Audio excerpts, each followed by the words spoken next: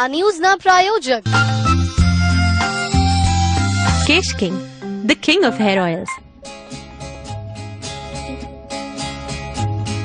दिल के अरमासूं में रह गए, दिल के अरमासूं में रह गए।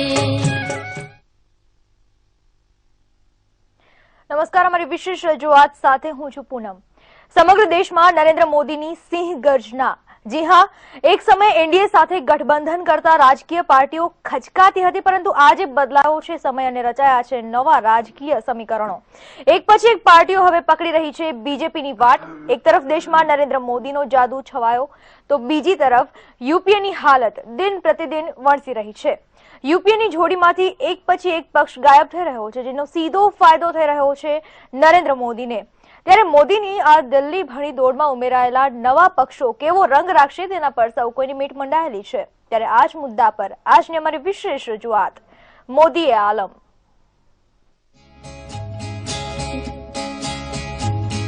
दिल के अरमासूं में रह गए, दिल के अरमासूं में रह गए।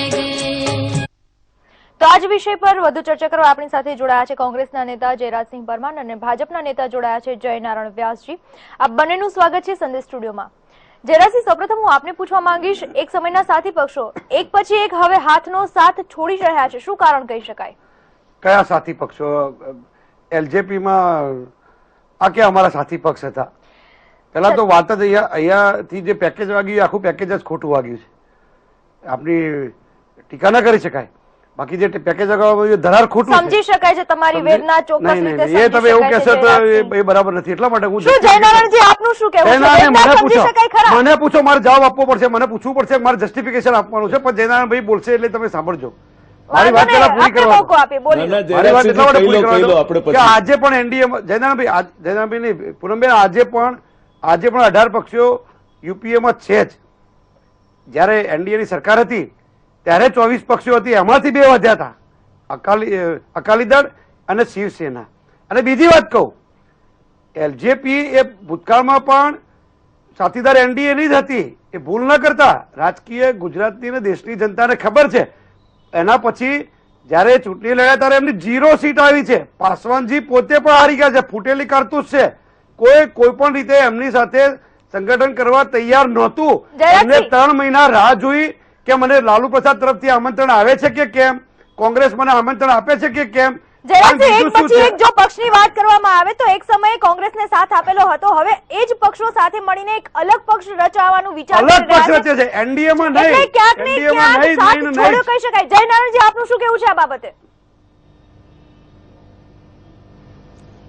નહીં પૂનમબેન, આ આપણે અમદાવાદમાં રિક્ષાઓ ફરે છે। હમણાં જેવી એક રિક્ષા પાછળ મેં વાંચ્યું હતું, એમાં લખ્યું હતું કે આયે તો વેલકમ અને જાય તો ભીડ કમ। એટલે હવે કોંગ્રેસને આ રિક્ષા પાછળ જે લખ્યું છે એ એમનો જવાબ થઈ જવાનો છે, કારણ કે જે ગયા એ ભંગાર હતા, જે ગયા એ ફૂટેલી કારતૂસ હતા, જે ગયા એ નકામા હતા, સામે ગયા એ બધા નકામા અને અમે એકલા જ કામના। આ મનોવૃત્તિએ કોંગ્રેસને એકલી પાડી દીધી છે। વિકાસનું જે મોડેલ છે એ મોડેલ ધીરે ધીરે રાષ્ટ્રમાં એક ઝડપથી સ્વીકૃત થતું ચાલ્યું છે અને એના કારણે એક પછી એક પક્ષો આજે એનડીએ સાથે જોડાવાના છે અને ચૂંટણી આવશે ત્યાં સુધીમાં એનડીએનો ગઠબંધન એ સંપૂર્ણપણે બહુમતીથી સત્તાના સુકાનો સંભાળે તે સ્થિતિ તરફ માનનીય નરેન્દ્રભાઈની આ મહેનત, એમની લોકપ્રિયતા અને એમનું આ ગુજરાતનું જે મહેનતનું ફળ છે તે એ સ્થિતિ તરફ આપણને આગળ લઈ જઈ રહ્યું છે, એનો કોઈ પણ ગુજરાતીને ગર્વ થવો જોઈએ। જી જયરાજસિંહ, આપનું શું કેવું છે? હકીકતમાં આખા દેશમાં ભારતીય જનતા પાર્ટીનો અડધા દેશમાં કોઈ જનાધાર નથી, એમનું બેનર લઈને એમનો પડદો લઈને કોઈ ફરવા વાળું નથી। એટલે જે પક્ષોને, આ તો એલજેપી તો ઠીક છે, હજુ કોઈ જાણે છે દેશમાં, બાકી એવા કેટલાય પક્ષોના નામ ગણાવ્યા છે કે જેમને કોઈ ઓળખતું જ નથી, એમના રાજ્યમાં ઓળખ નથી। અહીંયા તમે વાત કરો તો આરજેડીનું શું છે ગુજરાતમાં? આવી રીતે બીજા રાજ્યોમાં છતાં ભાજપનું પણ જો સ્થિતિ છે. બિહારની વાત કરવામાં આવે તો એટલે બિહારમાં તમે તેમનું વર્ચસ્વ હું એ જ કહું, હું ચોક્કસપણે ગણાવું, જોવા મળી હું રહ્યું લાઈનસર છે. પક્ષો જ ગણાવું છું, એમાં એકે રિપીટ નહીં થાય. નેશનલ કોન્ફરન્સની વાત કરો તો કોંગ્રેસ સાથે જ છે. કાલે જે થાય તે રાજકારણમાં ગમે ત્યારે ગમે તે થઈ શકે. જયદાણાભાઈ જે વાત કરી એ વાત હું પોલિટિકલ જ વાત કરું છું. એટલે શું આ પક્ષો પછી ચૂંટણી પછી સાથ આપી શકે છે એમ બે કહેવા માંગો છો? ગઠબંધનની રાજનીતિમાં હંમેશા બે પ્રકારથી ચૂંટણીઓ લડાય છે. એક, તમે સત્તામાં ભાગીદારી કરી સીટોની વહેંચણી સાથે ચૂંટણી લડી શકો, અને બીજું એક જૂથ જે ચૂંટણી પછી એ વિચારધારા આધારે જોડાતું હોય છે અને સીટ શેરિંગમાં આવે છે. સિંગલ લાર્જેસ્ટ પાર્ટી તરીકે કોઈ પાર્ટી આવી અને એમને વિચારધારા સાથે તમારે શેર થાય. આજ મમતાજી યુપીએમાં હતા, પેલા એનડીએમાં નહોતા. એટલે જયનારાયણજી ક્યાંક ને જયલલિતાજી, ક્યાંક મારી વાત તો પૂરી થવા દો, નહીં તો લોકોને ખબર નહીં પડે, આખી રાજનીતિની હિસ્ટ્રી જ નહીં ખબર પડે. આજ આપણે જયલલિતાજી history નહીં, આપણે અત્યારે એક મુદ્દા પર જવું પડશે, જયરાજસિંહ. લોકસભામાં અટલ બિહારી વાજપેયીજી હારી ગયા એક મતે, તારે એમની આબરૂ લીધી હતી. આજ જયલલિતાજીએ ભૂલી ના જતા. માયાવતીજીએ હાજર રહેવાનું વચન આપીને પછી ગેરહાજર રહ્યા હતા 4 સંસદ સભ્યો, અને બીજી વાર ત્રીજી વાર એક મતે હાર્યા હતા. એટલે આપણે રાજનીતિમાં હવે જયનારાયણભાઈની વાત જૂના સાંભળીએ. જગજાહેર છે. જયનારાયણજી, ક્યાંક ને ક્યાંક જયરાજસિંહનું કહેવું એવું છે કે જે પક્ષો અત્યારે અલગ છે ત્યારે સરકાર રચવા સમય પાછો સાથ આપશે. આપને શું લાગી રહ્યું છે? મારા મિત્ર જયરાજસિંહજી એમની જ વાતનો પહેલા કહે છે અને પછી છેદ ઉડાડે છે. એમણે જ હમણાં કહ્યું કે ગઠબંધનની રાજનીતિમાં કોઈ કાયમી મિત્રો નથી હોતા અને કોઈ કાયમી દુશ્મનો નથી હોતા, અને જે પ્રમાણે સમીકરણો બનતા હોય છે તે પ્રમાણે પક્ષોનું એકબીજા સાથે ધ્રુવીકરણ થતું હોય છે. આ વાત માનનીય જયરાજસિંહજીએ હમણાં જ કહી આપણને, અને પછી એનાથી તદ્દન વિરુદ્ધ વાત પણ કરી. એટલે અત્યારની પરિસ્થિતિમાં કોંગ્રેસની જે સ્થિતિ છે અને જે રીતે કોંગ્રેસ પોતાનો જનાધાર ગુમાવી રહી છે, જે રીતે એક પછી એક કોંગ્રેસને પછડાટો વાગી રહી છે, એ જોતા કોંગ્રેસના સાથી પક્ષો એક પછી એક એને છોડી જાય છે. અને એ જ સાથી પક્ષો, મમતાજીનો દાખલો આપ્યો તો મમતાજી ડોક્ટર મનમોહનસિંહ સાહેબને વડાપ્રધાન તરીકે કલકત્તા ગયા ત્યારે એમના પ્રધાનમંડળમાં હોવા છતાં મળવા પણ નહોતા ગયા. એ મમતાજીની પ્રકૃતિ છે. એટલે મમતાજીએ કોંગ્રેસને કંઈ બહુ ચોકલેટ આપી છે એવું નથી, પણ આ બધા જ પક્ષો પોતપોતાની અનુકૂળતા પ્રમાણે એકબીજા સાથે જોડાણ કરે છે. અને મારે જયરાજસિંહજીને કહેવું છે કે ભાઈ, પહેલા પણ જયારે અમારું એનડીએનું જયારે ગઠબંધન બન્યું ત્યારે શરૂઆત તો માત્ર 3 જ પક્ષોથી થઈ હતી, પછી કારવા ચલતા ગયા અને એક પછી એક આગળ સાથીઓ જોડાતા ગયા અને એનડીએનું શાસન આવ્યું, અને એનડીએના શાસને એક સરસ મજાની છાપ આ દેશની જનતાના માનસ પર મૂકી. એટલે સાથીઓ જોડાવાના છે. ગુજરાતનું વિકાસનું મોડેલ, નરેન્દ્રભાઈની નેતૃત્વ શક્તિ એ સ્વીકૃત થતી જાય છે. અને અત્યાર સુધી જેમણે રામવિલાસ પાસવાનનો દાખલો આપીને ગુજરાતના ઉપર માથલા ધોવાનું ચાલુ રાખ્યું કે તમે કોમવાદી છો ને એટલે તમારી સાથે કોઈ બેસતું નથી, એ જ રામવિલાસ પાસવાને હવે કહ્યું છે કે ના, હવે કશું જ કહેવા જેવું રહેતું નથી, આમાં ક્યાંય ગુજરાતની ક્ષતિ નથી અને મારી વાત કોઈ ઉભી રહેતી નથી. આ વાત સુધી 12 વર્ષમાં આપણે પહોંચ્યા છીએ અને એ નરેન્દ્રભાઈની સિદ્ધિ છે, એ વાત તો આપણે સ્વીકારવી છે. હવે હું બોલું, આપને મેં સાંભળ્યા હું મને હાજી હાજી બોલો. આપે જે વાત કરી કે લોક આતે ગયે ઓર કારવા જી જી, હું નહીં વચ્ચે બોલું આપને. જી સાહેબ, પછી એવું થયું કે લોક દેખતે ગયો ઓર કારવા તૂટતા ગયા. પછી તમારું શાસન જોયું और लोग देखते गए और कारवां तूटता ગયા. પછી જે સ્થિતિ થઈ આખું હિન્દુસ્તાન જાણે જ છે શું સ્થિતિ થઈ. પરંતુ આ હાલત તો હાલ ક્યાંક ને ક્યાંક કેન્દ્ર સરકારની જોવા મળી રહી છે. મને તમે બેન બોલવા દો તો નહીં તો હું આજે ડિબેટ છોડીને જતો રહીશ. ના, વાત કરવા દો તો સારી વાત છે. નહીં, તમે બિલકુલ નહીં, તમે ઊંધી જ વાત કરી રહ્યા છો. કાં તો મને બોલવા દો, કાં તો ભાઈ તમે જયનારાયણભાઈ બે વાત કરો તો હું રહેવા દઉં. મારી વાત પૂરી નહીં થાય તો ભાઈ મારા અહીંયા બોલવાનો મતલબ નથી. તમારી વ્યથા સમજી શકાય. ગુજરાતની જનતાના માધ્યમથી તમારા સ્ટુડિયોમાંથી જ બોલું છું. એના કરતા તો પછી નહીં બોલાવું સારું. બરાબર છે. જયરામભાઈ વાત કરે આપણે હવે ચર્ચા કરી એ જ વસ્તુ બરાબર છે. મને બોલવા દેવો પડે. તમને બોલવાનો મોકો મળી જ રહ્યો છે. એ સાહેબ બોલે તારે મેં અમને સાંભળ્યા છે, મને બોલવા દેવો. જયરાજસિંહ, આપણે બોલવાનો મોકો મળી જ રહ્યો છે. વચ્ચે મને બેન કેમ રોકો છો? મને મોકો મળી જ રહ્યો છે, આપ બોલી શકો. મને બોલવા દો ને પણ. આ તો બોલો ને, બીજી વાત કરવા કરતા ચર્ચા કરો. એમની વાતનો જવાબ આપું છું. મારી જવાબ વચ્ચે કાપો કેન્દ્ર સરકાર. જી બોલો, જી બોલો. મારી વાતનો જવાબ તો મારે આપવો જ પડશે ને. જયનારાયણભાઈ, તમે જે વાત કરો છો એ વાત સાથે હું ફરીથી આપના જ મુદ્દા ઉપર વાત કરું છું કે જે રીતે તમે એનડીએ ની વાત કરી તો યુપીએમાં આજે પણ અકબંધ જ છે. તમે વાત સમજી લો. જે તમે ખોટું લોકોને પીરસો છે એવી વાત નથી. હું તમને ગણાવું કયા પક્ષો ગયા છે. તમે ટીઆરએસ ની વાત કરી, ટીઆરએસ તો મર્જ થવાનું છે. જોજો હમણાં 2 દિવસમાં જાહેરાત થશે. એનસીપી સાથે અમારું સીટ શેરિંગ ને જોડાણ થઈ ગયેલું છે. નેશનલ કોન્ફરન્સ આજે પણ સાથે જ છે અને જે રાજ્યોમાં આરજેડી સાથે જોડાણ થઈ જ ગયેલું છે. એટલે અને આ બધા જ પક્ષો અમારા જૂના સાથીદારો છે, એમની સાથે સીટ શેરિંગ થઈ ગયું છે. હજુ વાતચીત ચાલે છે એવું નહીં. અને બાકીના પક્ષો આજે પણ યુપીએમાં જ છે. ફક્ત ને ફક્ત મમતાજી અને એમણે તો બહુ સ્પષ્ટ કહ્યું છે કે ભારતીય જનતા પાર્ટી તો આજે નહીં કાલે નહીં, એમાં નરેન્દ્ર મોદી તો ક્યારેય નહીં. આવી બહુ સ્પષ્ટ વારે ઘડીએ ગાય વગાડી અને કહેલું છે. એટલે એમને ક્યારે પણ કોઈ પણ પક્ષ એવું રાખ્યું નથી. હા, તમે જે અત્યારે જે વાત કરો છો રામવિલાસ પાસવાનજીની, એ તો યુપીઓમાં હતા જ નહીં.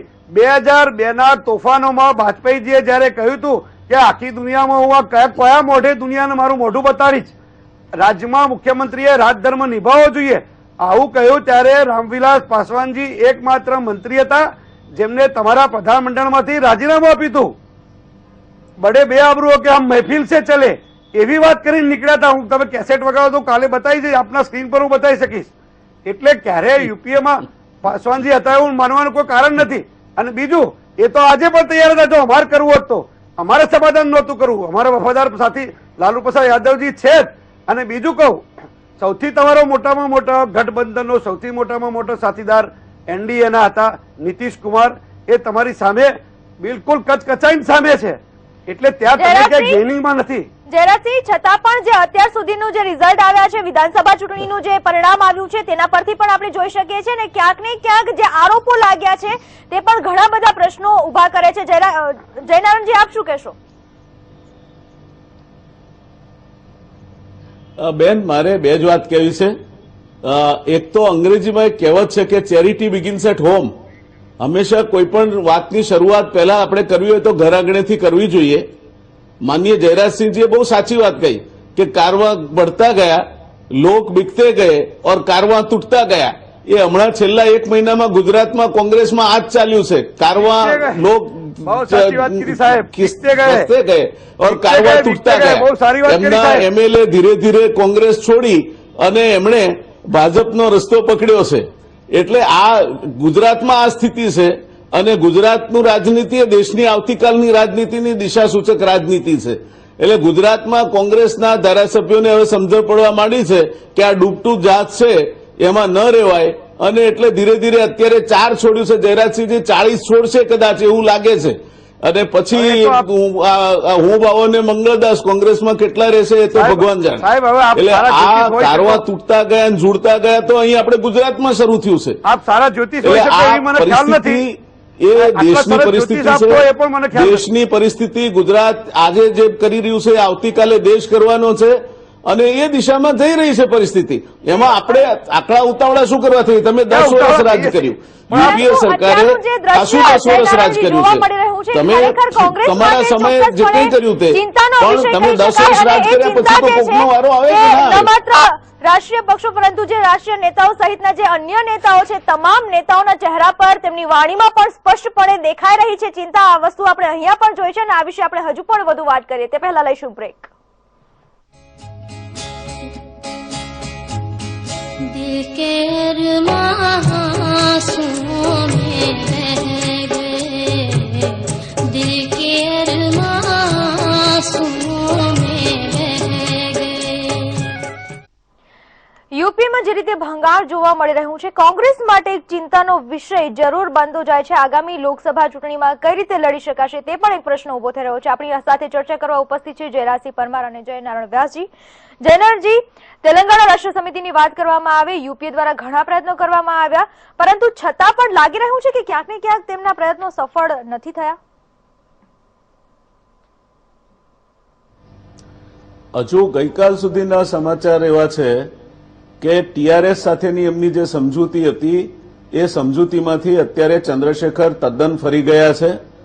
એમણે એવું બિલકુલ નામુક્કર ગયા છે કે તેલંગાણા કોંગ્રેસ એવું કહે છે કે તેલંગાણા સમિતિને હવે કોંગ્રેસમાં વિલીન કરી દેવી કારણ કે તેલંગાણા આવી ગયું છે, જ્યારે ટીઆરએસ એ માનવા તૈયાર નથી. અને આ મુદ્દે બંને વચ્ચે મડાગાંઠ સર્જાઈ છે. એટલે આજની તારીખે આંધ્રપ્રદેશમાં સીમાંધ્રમાં તો કોંગ્રેસનો સફાયો થઈ જવાનો છે. પણ આ બાજુ તેલંગાણામાં પણ જે પરિસ્થિતિ છે એ કોંગ્રેસ માટે બહુ આશાના સમાચાર લઈને આવે એવી નથી. એટલે આ પરિસ્થિતિમાં કોંગ્રેસ આંધ્રપ્રદેશમાં બાવાના બે બગડ્યા, એ જે ગુજરાતીમાં આપણી કહેવત છે એ કોંગ્રેસના બાવાના બે બગડ્યા. એક બાજુ એમના પૂર્વ મુખ્યમંત્રી રેડ્ડી છે અને બીજી બાજુ ચંદ્રશેખર છે. આ ચંદ્રશેખર અને રેડ્ડીની વચ્ચે કોંગ્રેસ એવી ભીસાઈ છે કે આંધ્રપ્રદેશમાં કોંગ્રેસનું લગભગ નાવ તળિયે જઈને બેસે તે પ્રકારની પરિસ્થિતિનું નિર્માણ થયું છે. જેનાથી આ ઉપરાંત જો વાત કરવામાં આવે અન્ય લોકોની તો અરવિંદ કેજરીવાલ જે દિલ્હીના પૂર્વ મુખ્યમંત્રી તેમણે પણ જણાવ્યું હતું કે ગમે તે હોય પરંતુ જે હાલનું રાજકીય રૂખ છે તે નરેન્દ્ર મોદી તરફ છે. કરુણાનિધિએ પણ તેમના વખાણ કર્યા છે. એક બાદ એક પક્ષો પણ તેમની તરફ ક્યાંક ને ક્યાંક ઝુકાવ જોવા મળી રહ્યો છે. શું કારણ કહી શકાય? મારે પહેલા બે વાત જયનારાયણભાઈની વાતનો જવાબ આપવો પડશે કે જયનારાયણભાઈ એક સારા જ્યોતિષ હોય એવું લાગે છે અને એ જે આધારની વાત કરે છે એ બધા આધાર જે સર્વેની વાત કરી હતી તો સર્વે કરવા વાળી 11 કંપનીઓના કરોડોના ભ્રષ્ટાચાર સાથેના ભોપાળું જે બહાર પડ્યું છે એમને જોયું હશે હમણાં છેલ્લા 4 દિવસથી જે હતું મીડિયાએ ક્યાં સર્વેની વાત કરી છે જયરાજસિંહજી? સર્વેની વાત નથી કરી મેં. નહીં તો કયા આધારે તો પછી આપનું કઈ સપનું આવ્યું હતું કે કેવી રીતે ખબર પડી સાહેબ કે આટલું બધું જીતી જવાના છો? એ ખબર કેવી રીતે પડી? એમ કઈ સપનું આવ્યું હતું શું? એમ કઈક આધાર તો હોઈ શકે ને. કાલે તમારા કોંગ્રેસના એક સિનિયર આગેવાને જે ઇન્ટરવ્યુ આપ્યો છે એના પરથી કહું છું ગઈકાલે. ના એ તો એવી તો જો આપણા મુખ્યમંત્રીના નિવેદનો કહીશું તો પછી આપને પણ શરમ આવશે. એવા નિવેદનો 50 કરોડની ગર્લફ્રેન્ડ કહી હતી ત્યાંથી હું ચાલુ કરીશ એટલે એ વાત અત્યારે મુદ્દો ડાયવર્ટ થશે. એટલા માટે સાહેબ આપણો મુદ્દાની જ વાત. દિગ્વિજયસિંહનો ઇન્ટરવ્યુ હતો જયરાજસિંહજી. અરે દિગ્વિજયસિંહજીનો ઇન્ટરવ્યુ હતો. હા સાહેબ એટલે શું કહ્યું હતું ઇન્ટરવ્યુમાં? એમણે એવું કહ્યું હતું કે ટીઆરએસ હવે નામક્કર જાય છે અને ચંદ્રશેખર માનવા તૈયાર નથી. શરૂઆતમાં એવી સમજૂતી થઈ હતી કે તેલંગાણાનું સર્જન થઈ જાય પછી ટીઆરએસ કોંગ્રેસ સાથે વિલીનીકરણ કરી દેશે કારણ કે પછી જે મુદ્દે ટીઆરએસનું સર્જન થયું તે મુદ્દો ઉભો રહેતો નથી. પણ હવે ચંદ્રશેખર એ બાબતમાં નામુક્કર ગયા છે. આવું ગઈકાલે મોડી રાત્રે માનનીય દિગ્વિજયસિંહજીના ઇન્ટરવ્યુમાં એમણે કહ્યું છે. તમે ઇન્ટરવ્યુ વાત કરો છો અને કાલે મર્જરની જાહેરાત ના થાય જોજો. મને યાદ કરજો પાછા આપણે કદાચ કાલે મળવાનું થશે તો જાહેરાત થાય તો મને યાદ કરજો. હું અભિનંદન વાત નથી કરતો. હું રાજકીય તથ્યની અભિનંદન આપીશ 100%. એ તો બરાબર છે અભિનંદન. એ તો વાત થઈ પણ મારી વાત બીજી છે કે હમણાં તમે જે સર્વેના આખા દેશમાં જે એક વ્યક્તિના પક્ષમાં હવા બનાવવાનું આખું સ્કેન્ડલ બહાર પડ્યું એ બી આપણે જોયું તો છે ને ન્યૂઝ એક્સપ્રેસ પર જે 11 કંપનીઓ જેમાં એક નાનાજી દેશમુખના દીકરા યશવંત દેશમુખ જે ભારતીય જનતા પાર્ટી જૂના જનસંઘ સાથે નાતો ધરાવે છે. બીજા એક મિસ્ટર નરસિંહા રાવ એ પણ ભારતીય જનતા પાર્ટીના ઓફિસ બેરર છે. એમની સર્વે કંપનીઓના કરોડો રૂપિયાના ગોટાળા તમે અમને 10 સીટ અહીંયા વધારી આપો, 5 સીટ અહીંયા વધારી આપો, એરર ઓફ માર્જિન ના આધારે આવી રીતે રાજકીય રીતે ક્યાંય દેશમાં હવા નથી, હવા ખોટી બનાવી છે એ હવે બહાર પડી છે. તે તો હવે આવનારો સમય જ કહેશે. લોકસભા 2014 ની ચૂંટણી બાદ પરિણામો બાદ ખ્યાલ આવશે અને આ વિષય પર આપણે વધુ ચર્ચા કરીએ તે પહેલા લઈશું બ્રેક. दिल के अरमां आंसुओं में बह गए, दिल के अरमां आंसुओं में बह गए. લોકસભા 2014 ની ચૂંટણી જ્યારે નજીક આવી રહી છે બંને પક્ષો તૈયારીમાં લાગી ચૂક્યા છે પરંતુ લાગી રહ્યું છે કે કોંગ્રેસ માટે ક્યાંક ને ક્યાંક અત્યારની રાજનીતિ છે તે કપરા ચઢાણ સાબિત થઈ શકે છે. આ વિષય પર આપણે ચર્ચા કરી રહ્યા હતા. જયનારજી આપને પૂછવા માંગીશ લોકસભા 2014 ની ચૂંટણી કોંગ્રેસ માટે કેટલી કપરી સાબિત થઈ શકે તેમ છે? આપનું શું કહેવું છે? ભાજપનું પૂછવાનું કોંગ્રેસ શું કહેવું છે? એક મિનિટ બેન, પહેલા તો મારે જયરાજસિંહજીની સાથે સંમત થવું છે. જયરાજસિંહજી, મારે આપની સાથે સંમત થવું છે. કદાચ આવતીકાલે ટીઆરએસ નું જોડાણ થઈ જાય કોંગ્રેસ સાથે તો હું આપને અભિનંદન આપીશ. એટલા માટે નહીં જોડાણ થયું માટે, પણ મધ્યપ્રદેશના દિગ્વિજયસિંહ ઉપર અમારા ઉત્તર ગુજરાતના જયરાજસિંહજીનો વિજય થયો એટલા માટે તમને અભિનંદન આપીશ. ગુજરાતનો સિંહ સામાન્ય સૈનિક છું પાર્ટીનો.